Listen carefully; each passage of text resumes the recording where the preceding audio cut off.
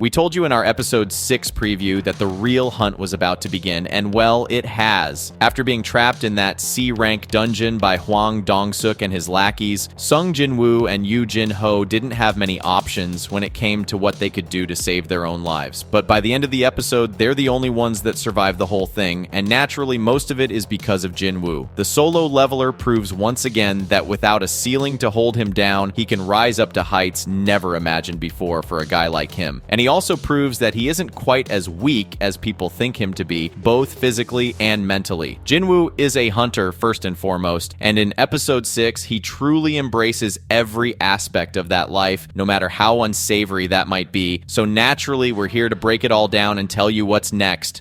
Jinwoo versus Spider Dungeon boss conclusion. Sung's solo leveling continues. If you guys saw our episode 6 preview, you might have had an inkling of what was coming, and now that it's here, we can break it all down for you in detail. Like we'd mentioned in that vid, the giant arachnid Buriura is far stronger than any other dungeon monster Jinwoo has faced so far. We don't see the name tag that Jinwoo sees when looking at the beast, so we can't figure out just how much of a threat Buriura actually is. But if Jinwoo says it's the strongest boss he's faced up until this point, well then we believe him. That, and the fact that his perception is high enough for him to roughly gauge the ranked strength of everyone in his vicinity. Even before entering the dungeon, he knew how many C and D ranks there were in Dong Suk's crew, and the moment he saw the spider, he could tell it was stronger than any of them, maybe all of them put together. But Jinwoo also noticed something else. He was not feeling the same hesitation he felt when he was facing Kasaka. Kasaka was a lower C rank boss most likely, or maybe it was a high level D rank like Jinwoo claims in this episode. Either of those assessments would not be too far off from the truth considering how enemy ranks work in solo leveling, but the difference is Jinwoo now has plenty of experience against red band opponents, thanks to his penalty task and that E rank instant dungeon he cleared. So even if Buriura was stronger than him, he was confident he could bring it down at his current level, which is 18. The problem then became Buriura's extremely thick exoskeleton and lack of a proper blind spot. During their fight, Jinwoo tries to chop him down by attacking the joints of his legs. If you take out an enemy's mobility, you pretty much get a sitting duck in return. However, that was easier said than done in this case, because this spider had exoskeleton as hard as diamonds. Even Jinwoo's Kasaka Venom Fang dagger, which is a C-rank dagger with a paralysis and bleeding effect, isn't good enough to break through this armor. They don't show it in the anime, but even when he does get a stab in, the effects end up getting nullified because of Buriura's extremely high resistance. In the anime, they show Jinwoo bounce off the arachnid's head, and after figuring out that its weak spot was its eyes, dodging some of its acid spit. We did tell you Buriura was like a spider slayer after all, but this is where things kind of end for our 8-legged friend. For a large chunk of this interaction, Buriura has Jinwoo on the ropes, and no matter how fast he accelerates, he can't quite seem to get a lethal shot in. This is where dumping all those points into agility comes into handy, because now that he has enough points in that trait, he can unlock skill-specific abilities like the one he gets in this episode. Jinwoo unlocks Dash, which is called Speed in the manhwa's English translation, which boosts his agility by 30% when active. With this, he was able to close the physical distance between him and the spider, but just as that happened, his body fatigue caught up with him. While the system works like a video game, it is Jinwoo's human body doing the heavy lifting at the end of the day, so the more fatigue he accumulates, the slower and less powerful his body becomes. After his fatigue crossed 70, Jinwoo's speed reduced, and there was a moment where it felt like he will actually just die in this dungeon, but then he activated one of the system's other perks, Status Recovery. Finishing his daily quests gives Jinwoo the reward of restoring his stats to their optimum positions, which means his health and mana gets restored and his fatigue vanishes. He ignored this reward in the last episode because he had to enter the dungeon, which is a great thing because he can just use it now to defeat a C-rank dungeon boss all by himself. And that's exactly what he does, stabbing the giant arachnid multiple times in all of its eyes, killing it mercilessly. With this, Jinwoo has leveled up at least thrice, but like we told you guys in our preview video, that is not why this episode is titled The Real Hunt Begins. That reason is Dong Suk. So let's talk about him now, shall we?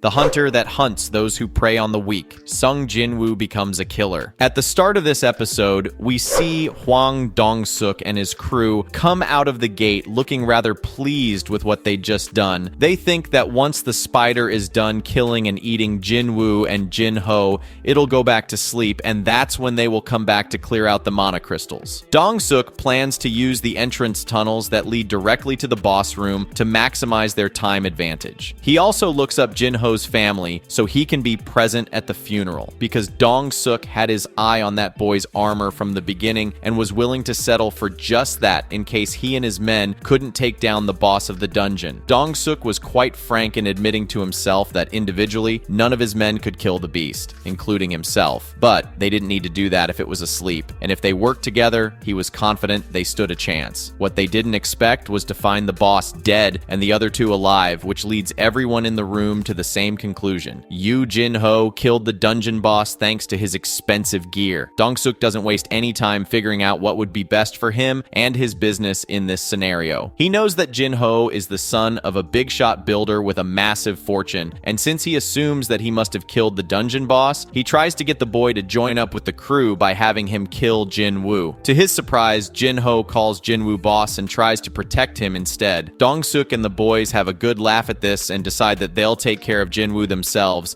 and Dong Suk's best magician hits Sung with a full-powered shot. If this was pre-system Jinwoo, he'd have died. Thanks to the system, he was still alive, but status recovery was not an option. And more than that, he did not want to kill human beings. Dungeon monsters he could justify because they were dungeon monsters, not of this world. Humans were, and he wanted to avoid taking a human life as much as he could, but the system then showed him the reality of his situation. It gave him a danger quest to defend himself by killing everyone that was trying to kill him, which means Jinwoo now has to kill if he doesn't want to get penalized. The system trivializes death in a way when you look at it from the game perspective, because yes, it works like a video game, but has real-life consequences. However, this is where Jinwoo also makes an admission to himself. He had been using dungeons as an escape. He knew the risks involved with a place like this where surveillance and security were on a trust me bro basis. He still chose to think of them as safe spaces where he wouldn't die, despite having come close to death so many times. Maybe he thought that he was so weak, only dungeon monsters would kill him, but the truth was different.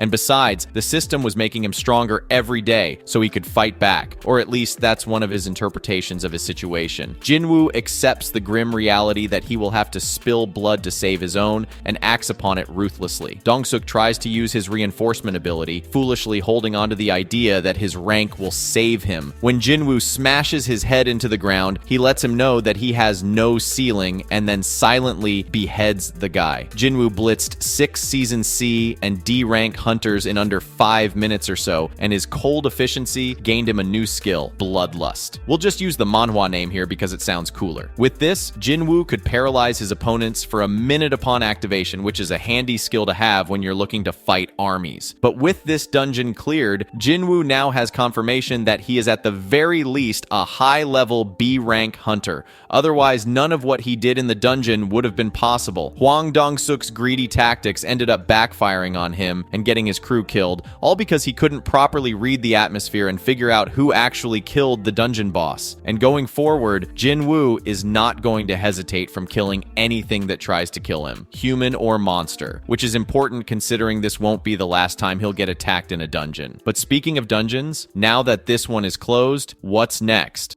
What to expect from Solo Leveling Episode 7. The Solo Leveling anime is taking a balanced approach to world building by introducing elements of the story that show up way later in the manhwa, early on in the anime. This works just fine because we love the setup and get more screen time with Woo Jinchul, the best Hunter Association member by far. In Episode 6, we saw Jinchul driving around Association President Go Gung-hee after meetings and requesting for a sparring match from his mentor. After the match, we also see a group of 3 female hunters talking about the guilds they were in, White Tiger and Hunter's respective, and discussing the prowess of Hunter Cha Hyen as a setup for when she becomes a central part of the story. Where Jinwoo was able to defeat a C-rank dungeon boss after somewhat of a struggle, we're shown Cha take down an A-rank Goblin Lord type beast in the blink of an eye, which clearly shows just how much catch-up Jinwoo still has to play with his future waifu. But more than that, the non-protagonist scenes from the episode prominently featured Jinchul for a reason. He is about to have his perception of Jinwoo changed entirely. When the double dungeon incident happened, Jinchul wrote off Jinwoo as an E-rank who survived on luck because his mana output had not changed afterward. If he was reawakened, they'd have known instantly. But it looks like Jinchul is doubting that and seeking an answer through Gung-hee's training session, and he's about to get a mind-boggling answer because at the end of the episode, we see Jinwoo and Jin-ho fill in an association member about the casualties of their mission, which will find its way to Jinchul sooner rather than later. The episode ends with a built man overlooking an American city's skyline seemingly seething with anger. Well, not seemingly seething with anger because that man is Hwang Dong Suk's brother, Hwang Dong Suk. Dong Suk is an S-rank hunter signed to the America-based Scavenger Guild, and if you thought Dong Suk had a screw loose, wait till you meet his little brother. You'll need the damn toolbox to figure out why this one ticks the way he does. Hwang Dong Suk's arrival in Korea was a massive deal in the manhwa because this dude just showed up, wrecked house, and left. It'll be interesting to see what kind of layers the anime adds to his character, if any, as will be the case for Jinwoo and Jin-ho's relationship as well. Now that Jinwoo has become Jin-ho's savior, the boy is indebted to him and will practically do anything he asks of him, which will culminate in one of the biggest financial breakthroughs of Jinwoo's life. The whole reason he went on this raid was to make enough money for his family. He has now saved the life and scared the crap out of a very wealthy man's son. He isn't a false ranker like Jin-ho thinks, neither is he a murderer like he's portrayed himself to be, but that image will be helpful to Jinwoo because soon he'll need to negotiate with a lot of people, and some of them you've already met. Guild leaders like Beck, Choi Jong-in will be clamoring for his signature on one of their contracts once they find out what Jinwoo can do, and the less we talk about the understaffing problem at the association itself, the better. You'll find that out soon enough, and we don't mean from the next episode, but our next preview. But until that video comes out, this is all we've got for you guys from Solo Leveling Episode 6. Let us know your thoughts in the comments below. Don't forget to like, share, and subscribe, and we will see you guys in the next one. Until then, keep leveling up.